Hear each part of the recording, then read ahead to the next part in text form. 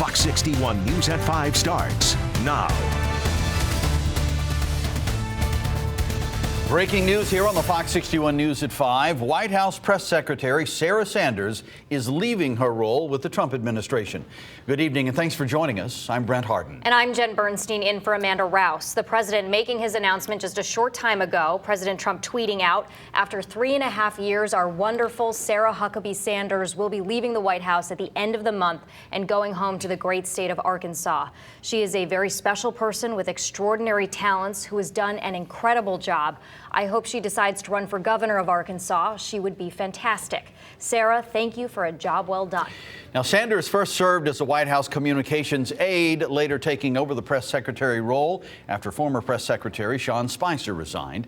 She has long been known as one of the president's closest aides within the White House. President Trump and Sanders spoke just a short time ago in the East Room of the White House. We've been through a lot together, and she's tough. But she's good. You know, you also have tough and bad, right? She's tough and she's good. This has been the honor of a lifetime, the opportunity of a lifetime. I couldn't be prouder to have had the opportunity to serve my country and particularly to work for this president. He has accomplished so much in these 2.5 years, and it's truly been something I will treasure forever. It's one of the greatest jobs I could ever have. I've loved every minute, even the hard minutes. President Trump has not yet named a successor for the press secretary role. We'll continue to follow any breaking developments from Washington.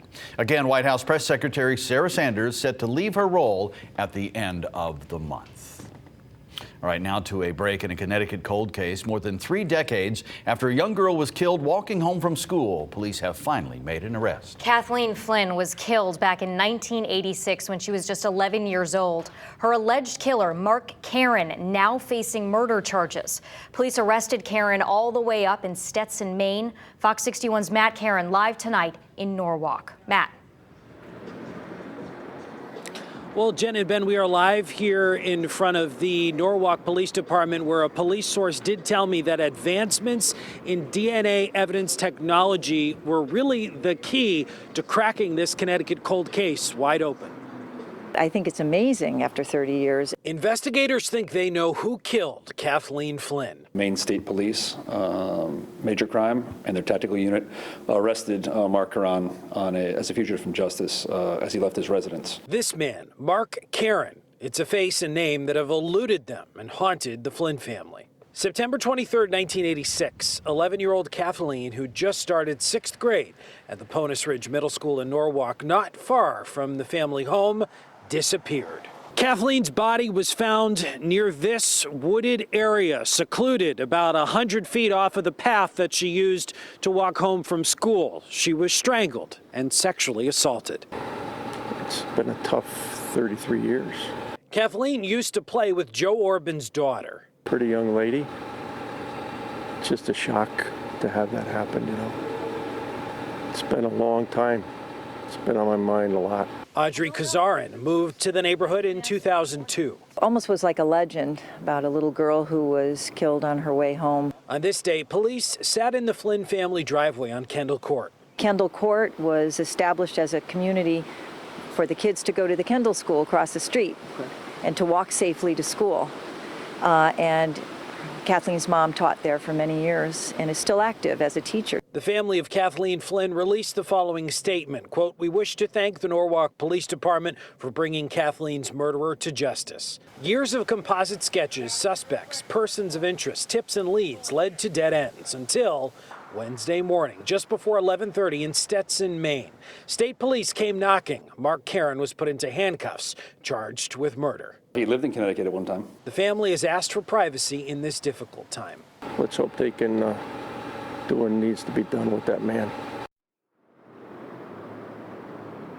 And Caron is being held in jail in Maine. He will be brought back to Connecticut to stand trial. The details on when he will be extradited are still being worked out. Investigators say until that happens, they can't get into the details of this case. We're live in Norwalk. Matt Caron, Fox 61 News. All right, Matt, thank you. And turning now to the Weather Watch, a soggy day to report all across the state. The rain lingering for most of the day. You're looking live out over Hartford right now. And the wet weather causing some changes of plans tonight. High school graduation season is upon us, but graduates in Shelton are going to have to wait to get their diplomas. The high school putting off graduation until tomorrow when things dry out a little bit.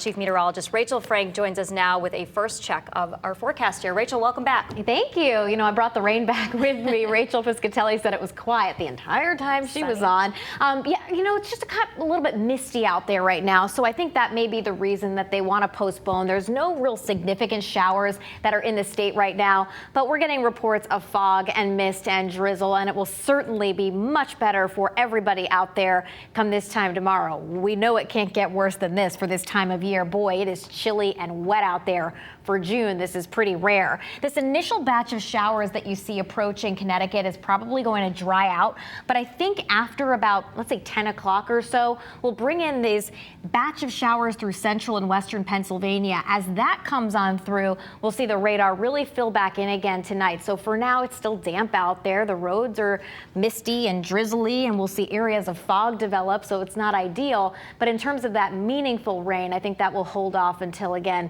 after about 10 o'clock or so. In the meantime, it's cool out there for you. 56 degrees for the Hartford area. We're close to 60 for New Haven and Bridgeport. That's about as high as temperatures we're able to get out there for us today, and occasionally it's breezy too.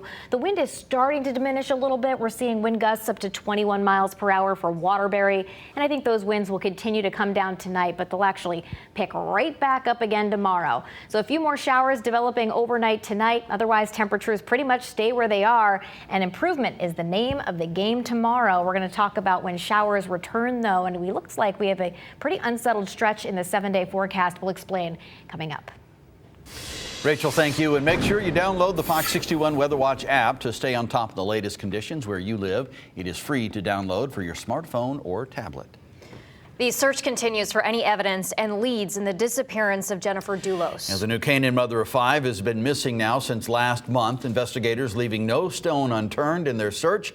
Authorities have been in a number of cities and towns across Connecticut. New Canaan, where Jennifer lived, Farmington at the properties owned by her estranged husband, Hartford at the Mira Trash Facility, and Avon at a pond where the Dulos family was known to water ski. People all around the state and even the country sending hundreds of tips to New Canaan police trying to help investigators find out what happened to her. As the search for Jennifer Dulos approaches 3 weeks, we are hearing more from the attorney for her estranged husband, Fotis Dulos. Dulos is charged with hindering prosecution and tampering with evidence in the case. Samara Abramson joins us from our University of New Haven studios now with a one-on-one interview with his attorney, Norm Pattis. Samara. Well, Jen and Brent, earlier this week, Norm Pattis told a courtroom full of reporters and prosecutors that his client has an alibi for the day Jennifer Dulos disappeared. So today we sat down with him to get some clarity on that and on his defense. Fotis Dulos, charged in connection with his estranged wife Jennifer Dulos' disappearance, is out on bond while his attorney Norm Pattis builds his defense, which includes an alibi for Friday, May 24th, the day Jennifer was last seen around 8:30 in the morning, dropping her 5 children off at New Canaan Country School. We believe we can demonstrate with credible evidence that Mr. Dulos was in his home in Farmington until just about 9, at least 9. Thereafter, we still think he was in his home. Pattis says his team is still working on the alibi, specifically for the hours between 9 a.m. and 1:30 p.m. Or suppose we could not account for him from 9 to 1:30. Can you get from Farmington to New Canaan and back and kill somebody and clean up an extensive mess in a garage that included a lot of blood, splatter on a couple cars, dispose of a body, dispose of her car? Can all that really be accomplished in broad daylight in 4.5 hours without a witness? Without traffic, the drive in each direction takes roughly an hour and 15 minutes. We're looking at the possibility of foul play at someone else's hands. Pattis insists his client is innocent, describing him as a loving father of 5 who was concerned about his children and his ex-wife. But on Tuesday, prosecutors revealed they found Fotis' DNA mixed with Jennifer's blood in her kitchen sink. And investigators obtained surveillance video from the day Jennifer disappeared, which they say shows a vehicle matching the description of Fotis's truck driving down Albany Avenue in Hartford and stopping at more than 30 locations. According to the arrest warrants, police found garbage bags containing items with Jennifer's blood, including clothing and a kitchen sponge. I know a tradesman of his was up in the area that day driving that very truck. Is it really Mr. Doulos in the car, or is it someone else? I just, I don't know. We asked Pattis about the new evidence prosecutors say they found in the kitchen sink. We'll tell you what he had to say about that next at 6. We're live in our New Haven bureau at the University of New Haven. Samara Abramson, Fox 61 News. All right, Samara, thank you. Now, Fotis Doulos' girlfriend, Michelle Troconis, is also facing charges in connection with this investigation. Troconis appeared in court Tuesday before Fotis Doulos, pleading not guilty to charges of tampering with evidence and hindering prosecution. Michelle Troconis was then seen at her attorney's office in Westport, but she did not answer any questions from the media. Troconis will be back in court on July 18th. Well, now to a story you saw here on Fox 61 first. The Jennifer Doulos case sparking one child in Wethersfield to take action and try and help police. Danielle Daigle says her 7-year-old Riley was motivated to help when he heard about this case. He was saving to go up to a trip to Disney for his birthday in August, or down to Disney, but instead he decided to give up his $500 to use to help find the missing New Canaan mom. He said, somebody must know something. Maybe we could take my savings account, and take all the money out of my savings account and give it to somebody for information. You can't just get 2 people. You're gonna probably need like the whole world, or just a lot, or just a big group. Now, the Doulos family reached out to Fox 61 thanking the boy and his act of kindness, but say the family is asking that no financial rewards be set up for the family.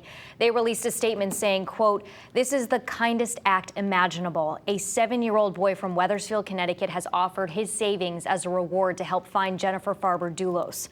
His selflessness and generosity have touched our hearts. A little child shall lead them." The impact of Jennifer's disappearance on her 5 young children, family, and friends is affecting many people in similar ways.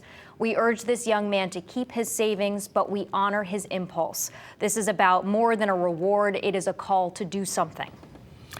Expect more continuing coverage on the investigation into the disappearance of Jennifer Doulos. We'll bring you any new information in the case on air, online, and on the Fox 61 News app.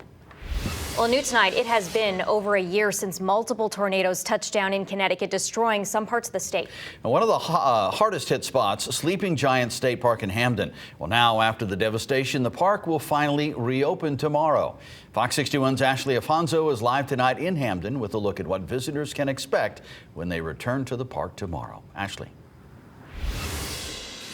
It was May 15th of 2018 that a tornado tore through Sleeping Giant State Park, forcing the park to close and leaving hikers to find an alternative. But tomorrow they'll finally be able to get back out here on the trails, though the view will look a little different. It's a state park known for its views, but when visitors return to Sleeping Giant State Park on Friday, they'll be greeted by the scars left behind from the May 2018 tornado that tore through the park. After nearly 13 months of cleanup, the Department of Energy and Environmental Protection announced Thursday that they've completed the work and are ready to welcome visitors back. For folks who are familiar with the park, if they haven't been there in a while, when they drive in, it looks significantly different than it did before. There are large meadows that used to be towering white pine trees. So that area of the park looks dramatically different as people walk to the tower or walk on the 32 miles of other trails that exist in the park. They'll notice a pretty significant change. While you can expect the park to look a little different, hikers will still be able to enjoy all of their favorite trails.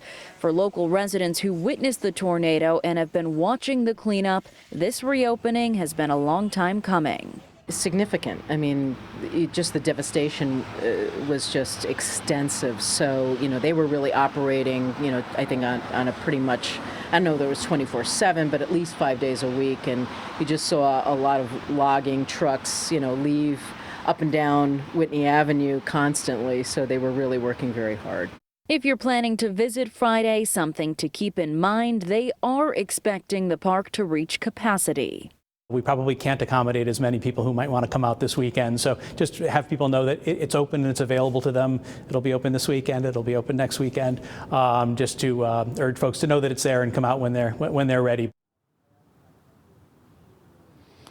And after a day of rain, it does look like tomorrow's weather is going to cooperate for the opening. The park is set to reopen at 8 a.m. Live in Hampton tonight, Ashley Afonso, Fox 61 News. Ashley, thank you very much. Such good news. A lot of people love that park. All right, coming up on the Fox 61 News at 5, a late-night stabbing in Hartford turns deadly. Police now identifying the victim, where the investigation now stands. She's being called a repeat offender by a federal watchdog agency. The accusations being levied now against White House counselor Kellyanne Conway that have some calling for her firing. And make sure you keep it here for a special edition of the Fox 61 News at 6. President Trump making some surprising remarks inside the Oval Office. What the president's saying looking toward the 2020 presidential election. Plus reaction from Connecticut lawmakers. Stay with us.